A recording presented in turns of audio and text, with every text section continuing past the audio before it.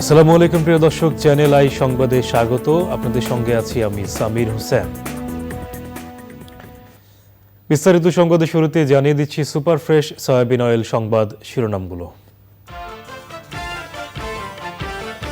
BNP সংলাপ চাইলে হতে পারে বলে বেগম মতিয়া চৌধুরীর ইঙ্গিত। বিদেশি প্রেসক্রিপশনের রাজনীতি শেষ পর্যন্ত টেকে না মন্তব্য। প্রয়াত অর্থমন্ত্রী আবুল মাল আব্দুল মুহিতের জীবন নিয়ে চ্যানেল আইয়ের বই প্রকাশের উদ্যোগ। সর্বজন শ্রদ্ধেয় রাজনীতিকের প্রতি 89তম জন্মদিনের শ্রদ্ধা। এবং ইউক্রেনের ট্যাঙ্ক পাঠানোর ঘোষণা যুক্তরাষ্ট্র ও জার্মানির। যুদ্ধক্ষেত্রে ব্যবহার করলে দুপক্ষের উত্তেজনা আরও বাড়বে বলে রাশিয়ার হুঁশিয়ারি।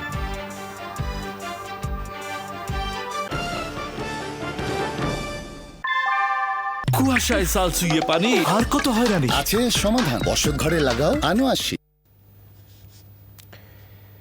সংবাদ শিরোনামগুলো জানাচ্ছিলাম। এখনকার এই সংবাদ আয়োজন একই সঙ্গে চ্যানেল আই ইউটিউব চ্যানেলে ও ইউটিউবে লাইভ স্ট্রিম হচ্ছে। এবারে বিস্তারিত। ভোট নিয়ে বিএনপি সংলাপ চাইলে হতে পারে বলে ইঙ্গিত দিয়েছেন সংসদ উপনেতা বেগম মতিয়া চৌধুরী। তিনি বলেছেন, বিদেশি প্রেসক্রিপশনের রাজনীতি শেষ পর্যন্ত টেকে না। বঙ্গবন্ধু কন্যা প্রধানমন্ত্রী শেখ হাসিনা বাস্তবতা মাথায় রেখে দেশের মানুষের জন্য রাজনীতি করেন। সময় ইসলামের রিপোর্ট। সংসদ উপনেতা হিসেবে দায়িত্ব নেওয়ার পর চ্যানেল আইয়ের সঙ্গে সাক্ষাৎকারে আগামী দিনের রাজনীতি আর ভোট নিয়ে নানা কথা বলেছেন বেগম মতিয়া চৌধুরী। বললেন, বিএনপি মিথ্যাচার করে সংসদ থেকে পদত্যাগ করেছে। মাননীয় প্রধানমন্ত্রী যখন বিরোধী দলে ছিলেন 5 বার ওনার মাইক অফ করে দিছে। উনি দাঁড়ায় থাকছেন, মানে যতক্ষণ মাইক্রোফোন না দেওয়া হবে ততক্ষণ পর্যন্ত উনি বসবেন না, তারপরে দেওয়া হয় নাই। মানুষ তো দেখছে যে হারুন সাহেব কথা বলতে পারে কিনা, রুমিন ফারহানা কথা বলতে পারে কি পারে না। এগুলি বলার পরে যদি মনে করে যে একটা অসত্য কথারে 10 বার জোর দিয়ে বললেই সেটা সত্যে পরিণত হবে না। সংসদ থেকে বেরিয়ে যাওয়ার পর বিএনপি যখন পুরোপুরি রাজপথ নির্ভর, তখন সংলাপের আর কোনো সম্ভাবনা আছে কিনা এমন প্রশ্ন ছিল সংসদ উপনেতার কাছে। সংলাপ শব্দটা খুব ভারী, কিন্তু প্রশ্ন হলো বাঙালি তো আলাপ করতে পারলে আর কিছুই চায় না। হ্যাঁ, তাই না? আলাপ, সংলাপ, বিলাপ, প্রলাপ সব কিছুতেই বাঙালি অভ্যস্ত। তারা সংলাপ করতে চাইলে হবে। তাদের আহ্বান যদি থাকে তাহলে আপনারা কি সেই আলাপে সাড়া দেবেন? এটা আমি এই মুহূর্তে তো এককভাবে বলতে পারি না, তবে আমরা যে কোনো আলাপ আলোচনায় পজিটিভ দৃষ্টিভঙ্গি রেখেই চলতে দেখছি আওয়ামী লীগরা, এবং বিশেষ করে আমাদের প্রধানমন্ত্রী জননেত্রী শেখ হাসিনা। তিনি সবসময় রেসপন্সিভ, মানে সংবেদনশীল, আবেগ দিয়ে তো সব উনি পরিচালিত হন না, কোনো সময়ই হন না। বিএনপিকে ভিনদেশি প্রেসক্রিপশন নিয়ে না চলার পরামর্শ দিয়েছেন সংসদ উপনেতা। বিদেশমুখী রাজনীতি তো টেকে নাই। আমি খালি তাদের কথা বলবো না, আমাদের দেশে আরও অনেক রাজনৈতিক দল এই বিদেশমুখী রাজনীতি করার ফলে কিন্তু তাদের অনেক স্যাক্রিফাইসিং কর্মী ছিল, অনেক স্যাক্রিফাইসিং প্রজ্ঞাবান নেতা ছিল, কিন্তু তারা কিন্তু শিকড় মেলতে পারল না। সুজাতা সিং আসছেন, বাংলাদেশে রাষ্ট্রদূতদের আসা যাওয়া বা কূটনীতিবিদদের আসা যাওয়া কি এই প্রথম?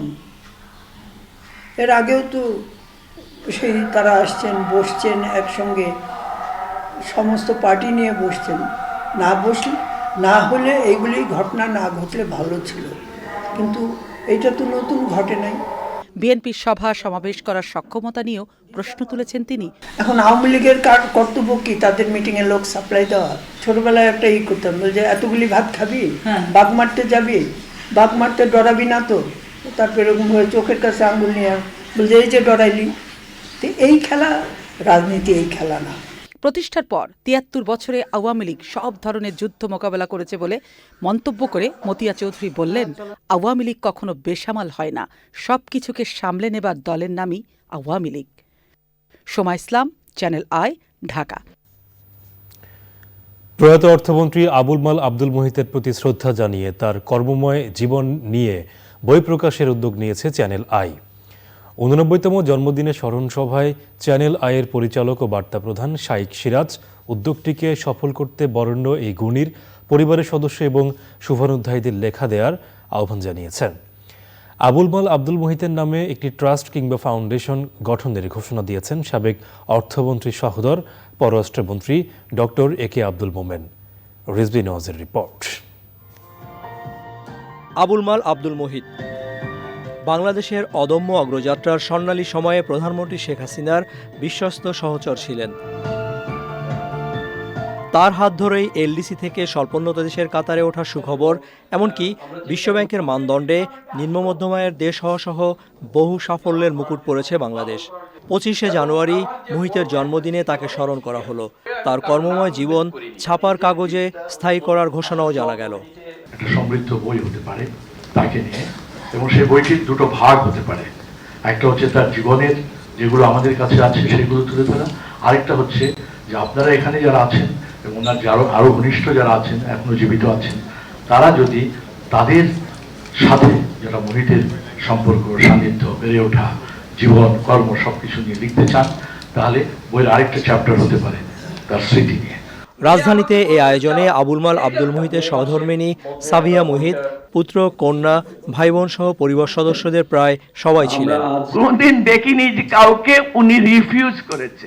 প্রত্যেকটা লোকের কথা শুনতেন, হুয়েভার ইট ইজ, পদবি টদবি কখনো দেখতেন না। 14 জন ভাই বোন, একজন মারা গিয়েছিল, 13 জন ভাই বোন। এর মধ্যে আমাদের মধ্যে সবচেয়ে ট্যালেন্টেড হলেন মুহিত ভাই, আর তারপরে আমার বড় বোন Shahla Khatun. This are the talent. এবং ওদের কারণে আমাদের খুব কষ্ট হয়েছে যে আমরা জানি তাদের একটু সাথে সাথে থাকতে পারি। শায়েখ সিরাজ সাহেবকে বিশেষ ধন্যবাদ। সাংবাদিকের কাজ কিন্তু এইটাই। উনি যে বলেছেন আমি শুধু সাংবাদিকের দৃষ্টিতে দেখেছি, আসলেও তাই। উনি সেই রত্নটাকে খুঁজে বের করেছেন। অসংখ্য গুণগ্রাহী, তাদের মধ্যে কয়েকজন মুহিতের অনন্য গুণাবলীর কথা তুলে ধরেন। মরহুম মুহিত ছিলেন is a larger then life character. এই ত্রিপিটকের প্রথম কথাটাই হয়তো যুগে যুগে মুহিত সাহেবদের জন্যই জন্ম নেয়। একটি মোমবাতি থেকে 1000 মোমবাতি জ্বালানো যায়, তাতে একটি মোমবাতির জীবন বেশি মাত্রায় ক্ষয়প্রাপ্ত হয় না। মুহিত স্যারের মতো এরকম একটা মহিরুহের সাথে কাজ করার আমার সৌভাগ্য হয়েছে। আমার যত রকমের অ্যাচিভমেন্ট আছে, নাম্বার 1 হলো গিয়ে এটা। জনাব মুহিত সম্পর্কে আমি এই কথাটা বলি যে উনার কোনো ব্যক্তিগত স্বার্থ ছিল না। কোনো ব্যাপারে তার লোভ বা লালসা বা কোনো আকর্ষণ তাকে তার আদর্শ থেকে কখনো বিচ্যুত করতে পারেনি। উনি সত্যকে সবসময় স্বীকার করতেন, ওনার ব্যর্থতাটাকে উনি কিন্তু মেনে নিয়েছেন।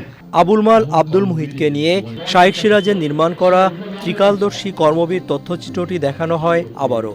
2022 সালের 25শে জানুয়ারি এই মিলনায়তনে সশরীরে তথ্যচিত্রটি উপভোগ করেছিলেন মুহিত। গত 30শে এপ্রিল তার মৃত্যু হয়। Rizvi Nawaz, channel I, Dhaka. মার্কিন প্রেসিডেন্ট জো বাইডেন ইউক্রেনে 31টি শক্তিশালী যুদ্ধ ট্যাঙ্ক পাঠানোর ঘোষণা দিয়েছেন। একই সাথে ইউক্রেনে কমপক্ষে 14টি লিওপার্ড 2 ট্যাঙ্ক পাঠানোর ঘোষণা দিয়েছেন জার্মান চ্যান্সেলর ওলাফ শলজ। ন্যাটোভুক্ত বিভিন্ন দেশ থেকে ইউক্রেনকে এই ট্যাঙ্ক দিয়ে সহায়তা করবে বলেও জানান তিনি। ইউক্রেনের কর্মকর্তারা বলছেন, ট্যাঙ্ক সহায়তা পেলে তারা রুশ অধিকৃত শহরগুলো পুনরুদ্ধার করতে পারবেন। ইউক্রেনের প্রেসিডেন্ট ভলোদিমির জেলেনস্কি যুক্তরাষ্ট্র ও জার্মানির এই ঘোষণাকে স্বাগত জানিয়ে তাদের বিজয়ের জন্য এটি একটি গুরুত্বপূর্ণ পদক্ষেপ বলে অভিহিত করেছেন। তবে রাশিয়া হুঁশিয়ারি করে বলেছে, এইসব ট্যাঙ্ক ইউক্রেনের যুদ্ধক্ষেত্রে ব্যবহার করা হলে পরিণতি নিঃসন্দেহে খুবই খারাপ হবে। এটা দুপক্ষের মধ্যে উত্তেজনা আরও বাড়াবে বলেও মন্তব্য করেছে রাশিয়া। ভবনের ছাদে হারানো ফসলি মাঠের মতোই নমুনা গড়ে তুলেছেন ঢাকার কাফরুলের এক পরিবার, যাদের কাছে নিজেদের পুরনো বসতভিটা আর বাল্য স্মৃতি পেতেও অনুপ্রেরণা যোগাচ্ছে ছাদ কৃষি। আরও জানাচ্ছেন শায়েখ সিরাজ। একসময়ের কৃষকের বাড়ির আঙিনা এখন আর নেই। নগরায়নে হারিয়ে গেছে ফসলি মাঠও। কিন্তু ভবনের উপরিভাগে ফসল উৎপাদনের চেষ্টা অব্যাহত রেখেছেন রাজধানী কাফরুলের সহোদর সাইফুল ইসলাম বাবু ও শরীফুল ইসলাম। নিজেদের 6তলা ভবনের উপরে 2500 বর্গফুটের এই আয়োজনকে বলা যেতে পারে এক টুকরো ফসলি মাঠ। এখান থেকেই তারা প্রতিদিন গ্রহণ করছেন গ্রামীণ জীবনের স্বাদ।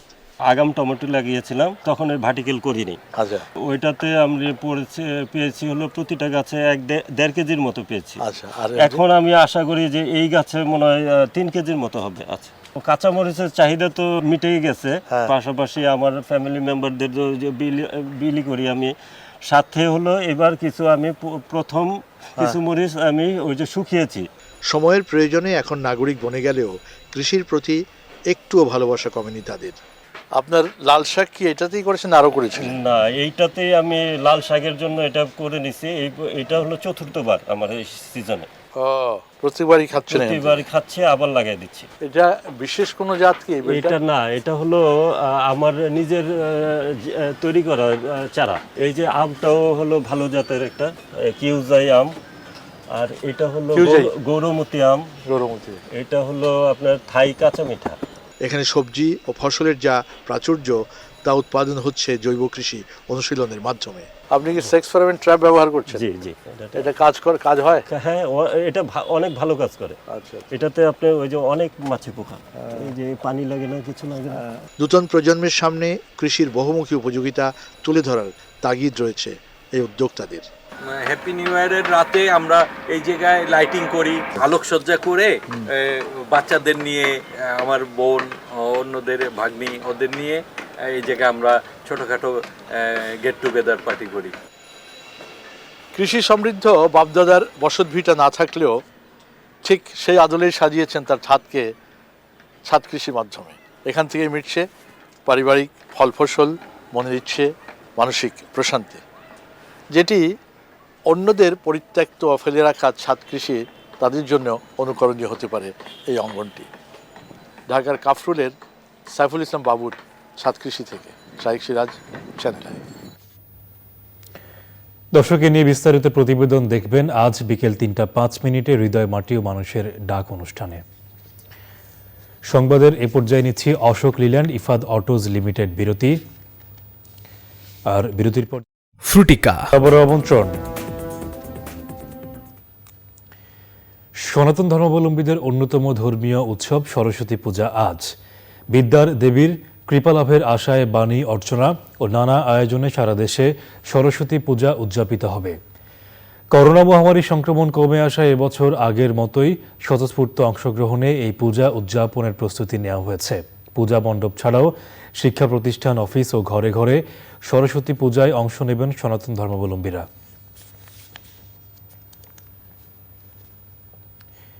এবারে কৃষি সংবাদ।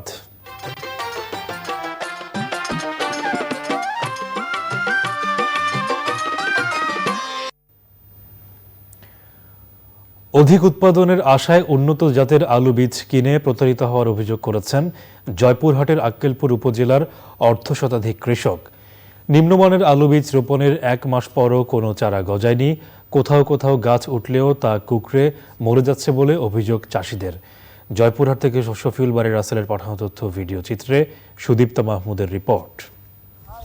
জেলার আক্কেলপুর উপজেলার রয় গ্রামের কৃষক শফিকুল এ মৌসুমে 7.5 বিঘা জমিতে কণিকা সিড কোম্পানির অ্যাস্টোরিস জাতের আলু চাষ করেছেন। সার বীজ সহ বিঘা প্রতি তার খরচ হয়েছে 30,000 টাকা। কিন্তু রোপণের প্রায় 1.5 মাস পেরিয়ে গেলেও জমিতে কোনো চারা গজায়নি। 12 গাছই কি ওঠে, 4 গাছ ভালো, তো সে আলু বান্ধার পরে কোনো উন্নতি নাই।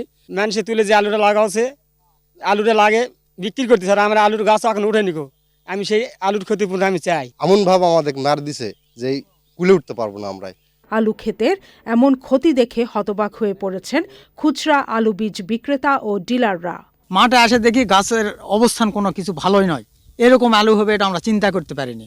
ম্যাক্সিমাম গাছ কুঁকড়ি, গাছের গ্রোথ ভালো না, গৃহস্থরা যে আমাদের মারেনি এটাই আমরা ধন্যবাদ। অন্যান্য কোম্পানির যেভাবে গাছ হয় সেইভাবে কণিকা জাতের আলুর গাছ হয় নাই। কৃষক লেভেলে আমি বিতরণ করছি এবং আমার রিটেলারদেরও দিয়েছি।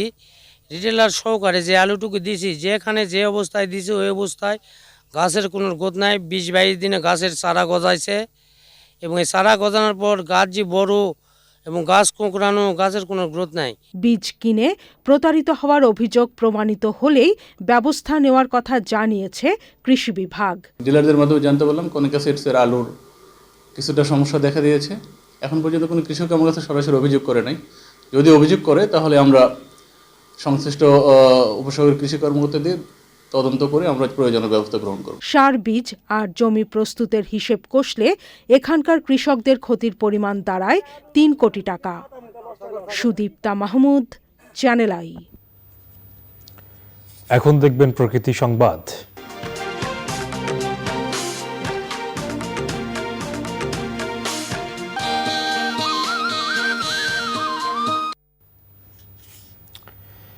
জলবায়ু পরিবর্তনের প্রভাবে পৃথিবীর যত দেশ ঝুঁকির মধ্যে আছে তার মধ্যে বাংলাদেশের অবস্থান প্রথম সারিতে।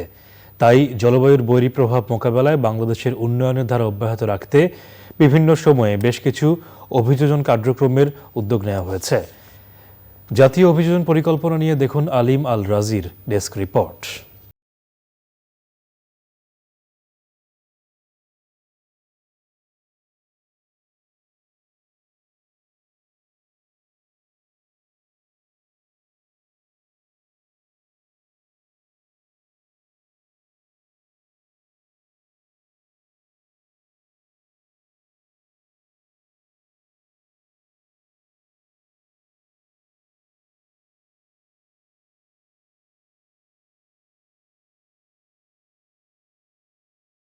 জাতীয় অভিযোজন পরিকল্পনা ন্যাপ প্রণয়ন ও চূড়ান্ত করা হয়েছে। মিশরে অনুষ্ঠিত বিশ্ব জলবায়ু সম্মেলনে এটি উপস্থাপিত হয়েছে এবং বাংলাদেশের পক্ষ থেকে জলবায়ু পরিবর্তনের কারণে ক্ষয়ক্ষতি মোকাবেলায় একটি আর্থিক ব্যবস্থাপনার দাবি জানানো হয়। জলবায়ু পরিবর্তনের যে বৈরী প্রভাব তা বন্ধ করা না গেলেও অভিযোজন সক্ষমতা বাড়ানোর মাধ্যমেই পরিবর্তনশীল জলবায়ুর সাথে নিজেদের খাপ খাইয়ে নেওয়া সম্ভব।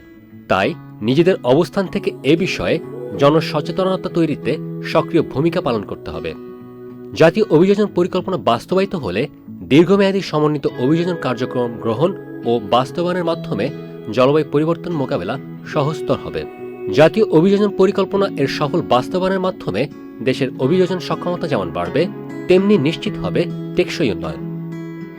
আলিম আল রাজি, প্রকৃতি ও জীবন ডেস্ক, চ্যানেল আই। দর্শক, জাতীয় অভিযোজন পরিকল্পনা নিয়ে বিশেষ অনুষ্ঠান দেখবেন আজ রাত 11:30 প্রকৃতি ও জীবন অনুষ্ঠানে। এবারে খেলার খবর।